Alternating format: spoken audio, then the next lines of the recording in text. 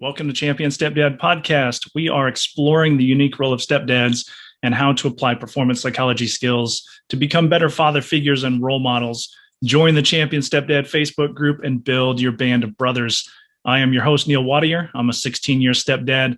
I'm also a resilience trainer and a performance consultant.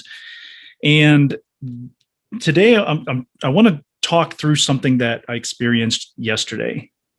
And I want to reiterate and I want to reinforce the idea that I'm not producing podcast episodes and hosting a Facebook group and building a community so that I can teach you everything that you need to know. I'm producing conversations. I'm producing subjects, and a lot of times talking about my experiences because I am not an expert at being a stepdad.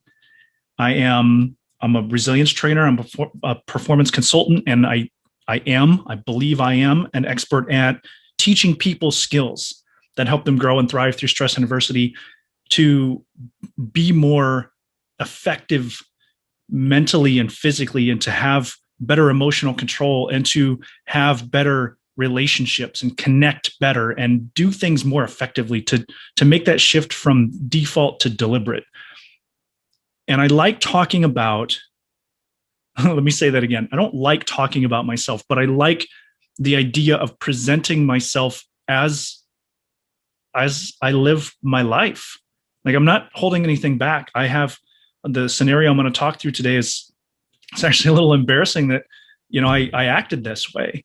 But I want to reinforce the idea that it's okay. Like, we all have our days. Nobody in here is going to be perfect. Nobody in here is going to do it right all the time. I want you to be a little bit better. And it starts with self-awareness of, where do I do these things? Where do you do these things? Because once you start to identify them, you start to see these patterns. Patterns are simple. There's a difference between simple and easy. Patterns can be simply identified if you know what to look for. Once you've identified certain issues and certain patterns that you fall into, you can start attacking those behaviors. It's not about attacking the person, it's about attacking the behavior. What am I doing that I can do better or different? So yesterday, Cindy and I were leaving the house to go pick up the boys from their dads. We have a week on, week off. They're in summer break from school right now, and we still switch on Mondays. So we were going to go over there Monday afternoon. And as we were leaving the house, I asked Cindy about messaging their dad to let him know we were on our way so that they could be ready to go. And I was a little edgy in this back and forth between her and I, mainly because one of the previous times we picked them up, they were still in the pool. We had to hang out and wait for them to get focused, pack up their stuff. We couldn't get them focused. We couldn't get their attention. They were just jumping around and playing, and they weren't listening. And I don't have any serious issue with their dad. He's just not one of those types of guys that I want to hang out with and BS. He's just not, him and I just aren't, we're not dudes. Like, we're not bros. We're not the type of guys that are going to sit around and BS. Like, he's a good dude, and I'll talk to him about the boys and we can joke a little bit, but I just don't feel comfortable hanging out for a half hour and BSing while the boys decide they want to get ready to go. In this particular situation, even though Cindy is very well and very respectful of my opinion about my relationship with their dad, it didn't turn into a big argument, but Cindy made note that I was a little bit edgier than I needed to be. And she's amazing at managing her emotions. She doesn't get spun up like many of my past relationships. And we've had lots of conversations about that. I'm still working on this. It's almost like I'm still anticipating that argument or that pushback. But instead of that, I get, okay, let's work through this. Let's talk through this. It'll be all right. We can figure this thing out. And I'm very blessed to have her in my life. And I realize that not everybody has a partner like Cindy. I've been there. And in this particular circumstance, it didn't turn into that big argument.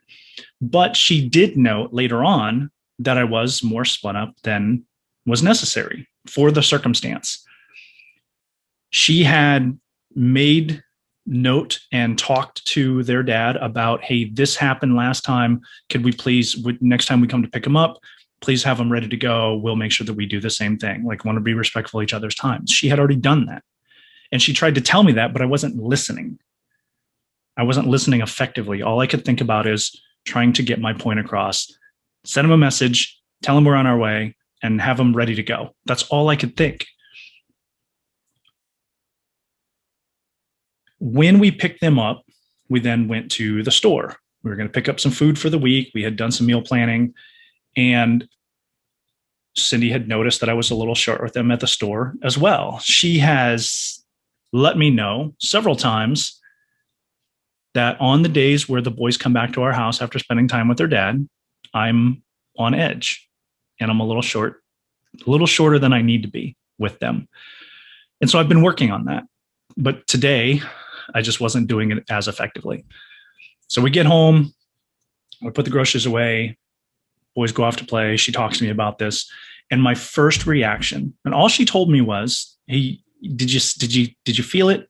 Did you feel yourself getting edgy at the store? During the car ride, we were having this conversation and you were just a little more intense than you needed to be for the situation.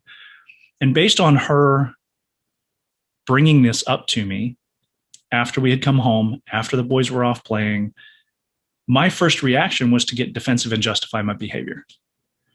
We didn't argue, but I could tell the conversation wasn't as productive as it could have been.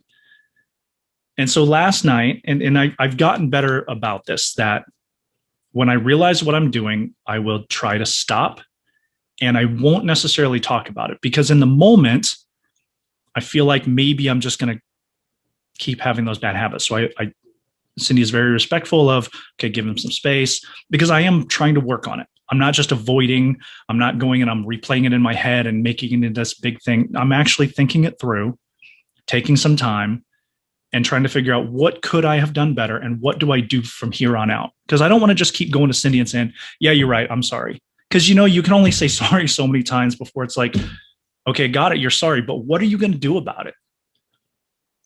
So I went to her and I told her, you know what, you're right. I was more intense than I needed to be. And I was thinking about it last night. And then this morning I went to the gym. I had the opportunity to work out a little bit and had some time to think about it. And I want to encourage you this week. I want you to identify situations where you react defensively and then justify your behavior. And remember, everything that you do, you get better at. The more you react defensively and justify your behavior, the more your brain will subconsciously allow and encourage this behavior of justification and being defensive or offensive even.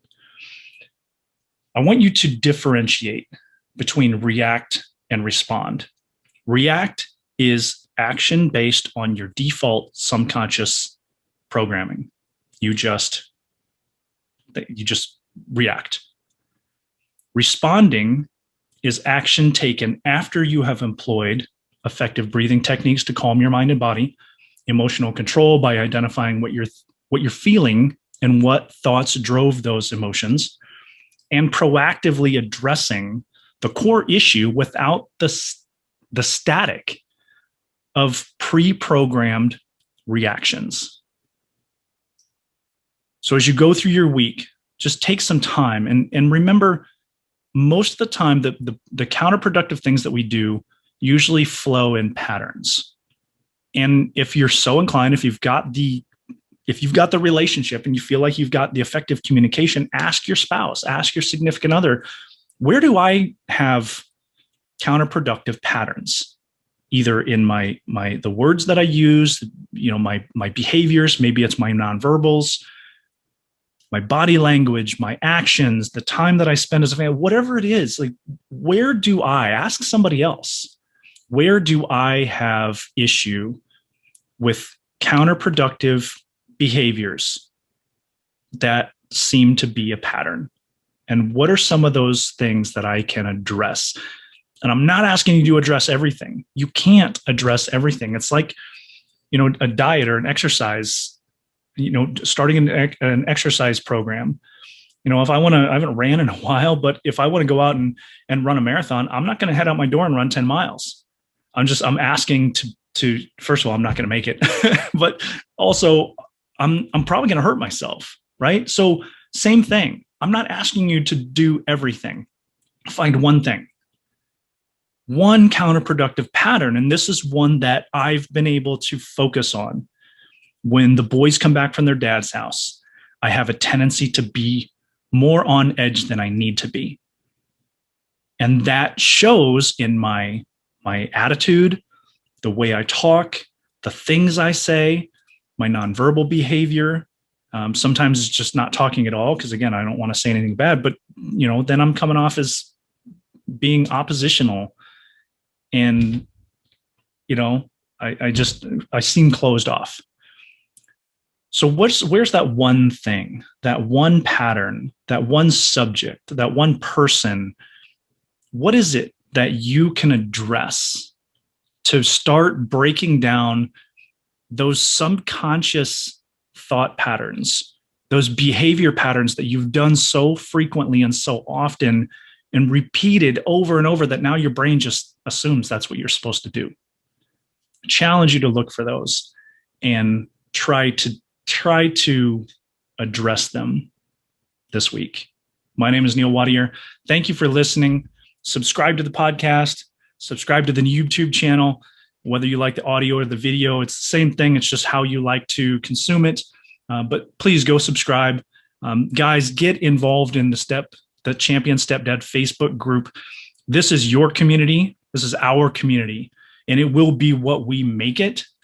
Let's make it a home for empathy, accountability, and skill-based development to grow and thrive through stress and adversity, so we can become the best father figures and mentors.